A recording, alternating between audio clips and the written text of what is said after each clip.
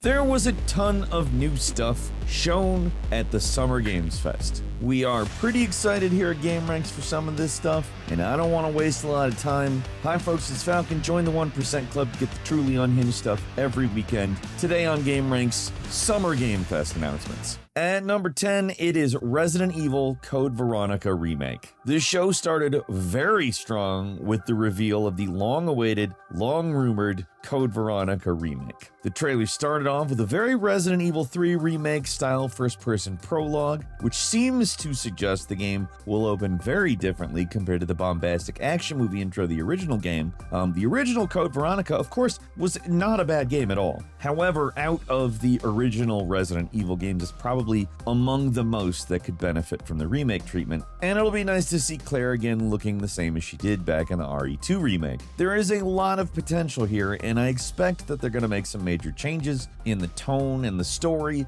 if this trailer's anything to go by, but this is an instance where I think that's okay. Code Veronica can essentially be a blank slate for them to do what they're good at, and hopefully this will be a bit closer to the RE2 and RE4 remakes in quality than RE3, which wasn't a bad game, but it felt kind of more like an expansion pack than a game. From the trailer, that is not the impression I'm getting from this. I've got pretty high hopes. Capcom's been hitting it out of the park repeatedly lately, and I think that they'll impress us another time with this one. Hey, I want to take a second to ask you to enable notifications. We are competing with a lot there on the homepage, and we want to make sure that you see everything you want to see. And if you want to see more of our videos, you want to see them every day, notifications are probably the best way to do it. Thanks a lot for enabling them, and us, for that matter. Let's get back to the video.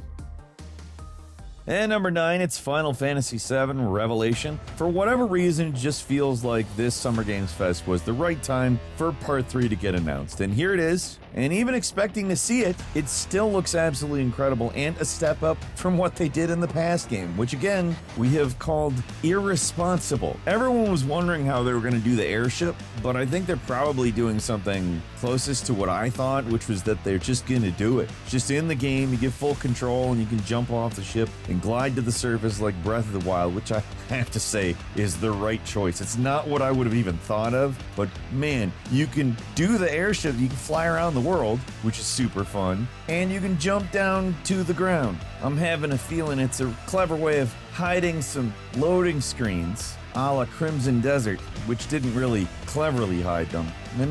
Probably better than Crimson Desert, but that same kind of concept as to how you've got this sort of sky version of the world map and you jump down to a more detailed version of it. I think that's kind of how that's going to work. That's my guess. We're finally getting Vincent and Sid to completing the party. One thing they're clearly being really careful about showing is Aerith. Her actual fate was left ambiguous at the end of the last game, and what's interesting about this trailer in particular is how faithful it seems to be to the original game, but the actual story events leading to Final Fantasy VII Revelations seem to suggest things could change or diverge or something. Whatever happens, I'm glad to see the weapons in full form. I wasn't sure what the hell they were going to do with that, because those are big, and they're just big, and I like that. It does seem like there's some new mechanics that make the fights more interesting. I think the only question left to ask is if the submarine will also be in the game. I'm guessing yes, because they're completely insane. And also, how many mini games are they going to torture us with this time? I would bet not as many, unless you go back into the Golden Saucer, which I mean you could back in the other game, but I guess this entry is apparently going to tighten things up a little bit, cut through some of the blow to the second game, so potentially is going to be the most polished and maybe best game in the trilogy, which is finally wrapping up in spring 2027. Also of note, it is launching on all platforms. It looks like Square did not want to make a deal with the devil this time and do the exclusivity thing. I think they realized that it's better to make the money on the back end rather than take a big payout up front and kneecap yourself by being only available on one platform. At least with something like this.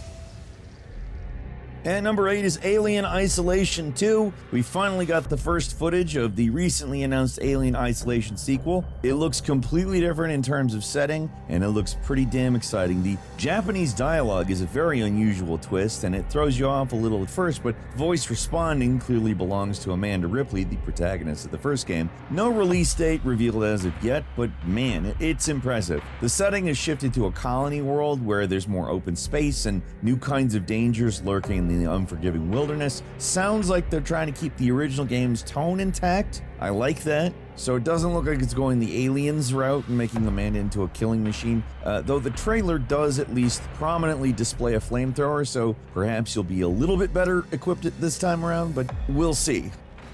And number 7 is Stellar Blade Blood Rain. In the past, the team had shifted up all but confirmed they were working on a sequel to the surprisingly solid Stellar Blade, but I gotta say, what they showed today was not what I was expecting, and I mean that in a good way. The setting has shifted dramatically from a post-apocalyptic Earth to some kind of crazy future city that looks astounding. They're really feeling the graphical oats on this one, and it's all apparently being rendered in-game. The combat system looks absolutely better than ever. The new boxing-style fighting moves, pretty inspired and make the game look and play differently from the original. You play as a different protagonist this time, which is not the direction I expected. Looks like they're going kind of for Ghost in the Shell meets biomechanical horrors. I like what I'm seeing. It feels like this one has a much more distinct, unique identity compared to the first game, which was borrowing pretty heavily from Nier Automata, among other things. Another thing I have to say, the trailer had sucked me in for a moment, and then they just kind of hit you with ass, and I'm like, oh, it's a Gunnar game. So I kind of tuned out a little bit, if I'm completely honest. I don't expect a lot out of those games. And then that combat, man,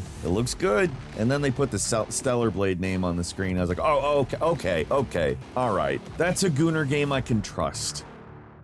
And number 6 is Virtua Fighter Crossroads. Man, this one has been a long time coming, but we finally have a name for Virtua Fighter 6. It's Crossroads, and it looks like they're finally making the dream fighting game campaign mode that seems to combine elements of RGG Studios' other most famous franchise, the Yakuza series. Just the fact that there's going to be a full story mode with Virtua Fighter combat in a game that's not called Shenmue is... it's exciting. This could be the next great fighting game story mode. It helps that everything we've seen from the game looks absolutely incredible, with realistic interpretations of classic characters to the flow and the intensity of the combat. Virtua Fighter's always been one of the really good fighting game franchises, but Sega's giving it the budget treatment it deserves, like a nice big budget, and I'm really happy to see it. No date was given, but it's apparently coming in 2027, so yeah.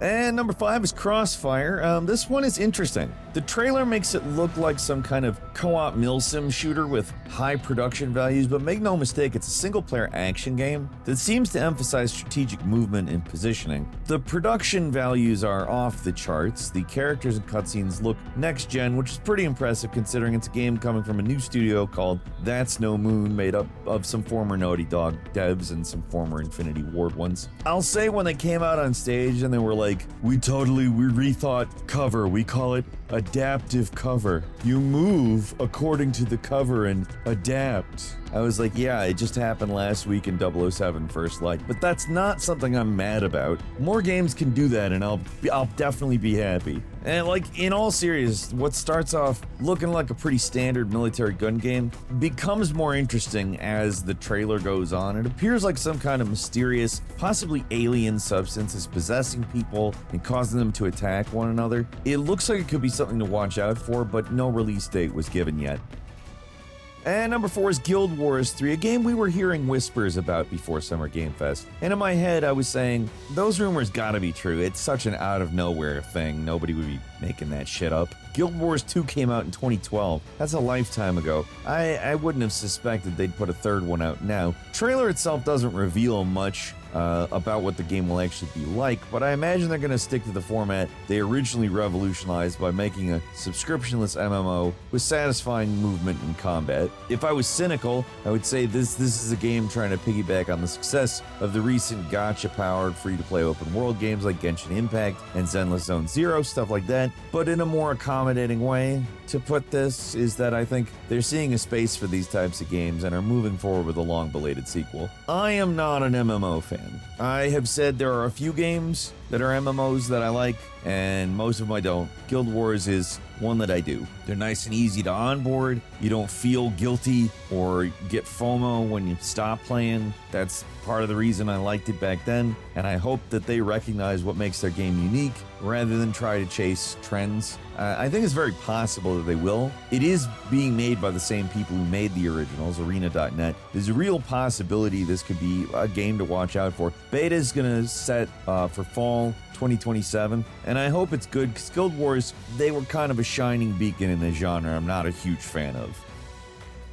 And number 3 is Gen Atlas. Finally, we have a name to attach to the new game from Fumito Ueda. It feels like it's been an eternity since we first heard about this thing, originally known as Project Robot. Now we're getting some footage and a reason to be excited because the game looks frickin' nuts. It's like a reverse Shadow of the Colossus, or like a darker version of Astrobot Rescue Mission where a tiny little human-sized robot teams up with a colossal robot to, I don't know exactly, it's unclear what your purpose or goal is, but it doesn't really matter because what they're showing looks awesome. You even get a gun this time around.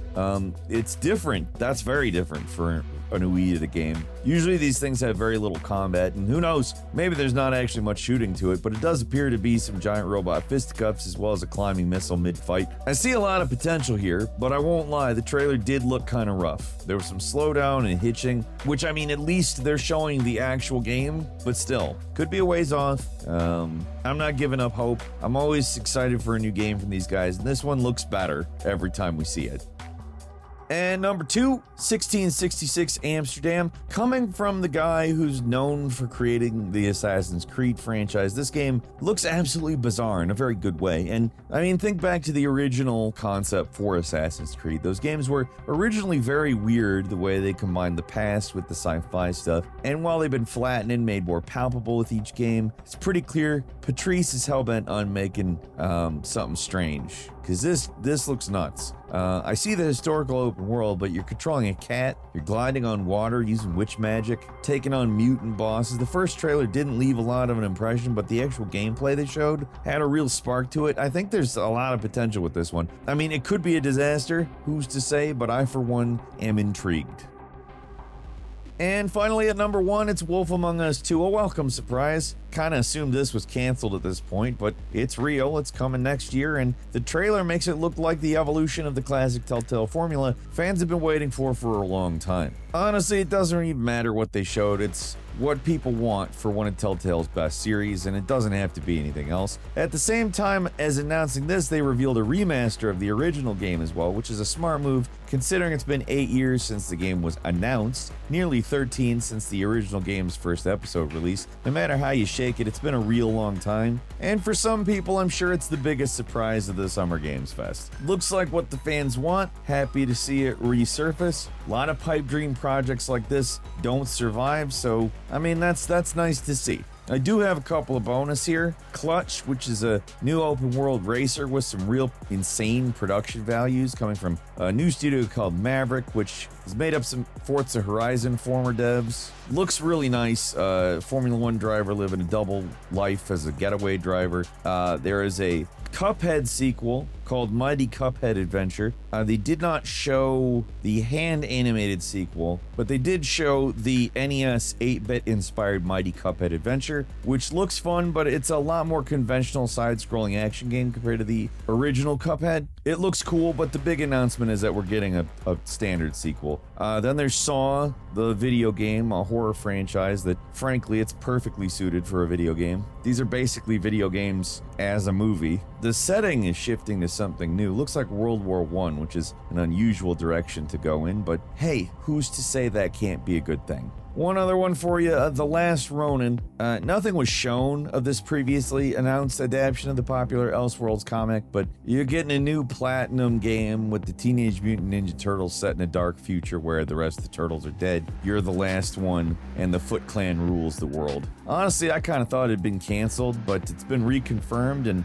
again, it's a new Platinum game. Yeah, their last go-around with the Turtles wasn't great, but that was a work-for-hire job. I'm gonna give them a mulligan and stay positive on this one. That's all I've got for you today. Leave us a comment, let us know what you think. If you like this video, click like. If you're not subscribed, now's a great time to do so. We upload brand new videos every day of the week. Best way to see them first is, of course, a subscription, so click subscribe. Don't forget to enable notifications, and as always, we thank you very much for watching this video. I'm Falcon. Join the 1% Club and get the Falcon Show every weekend. We'll see you next time right here on Game Ranks.